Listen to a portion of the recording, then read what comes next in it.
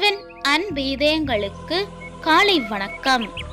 இந்த நாள் உங்களுக்கு ஆசீர்வாதமாக அமைய வாழ்த்துக்கள்.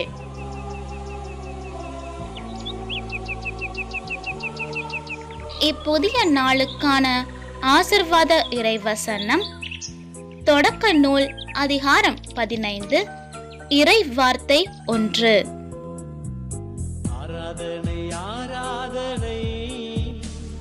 அஞ்சாதே, நான் உனக்கு கேடயமாக இருப்பேன், உனக்கு பெரும் கைமாறு கிடைக்கும்.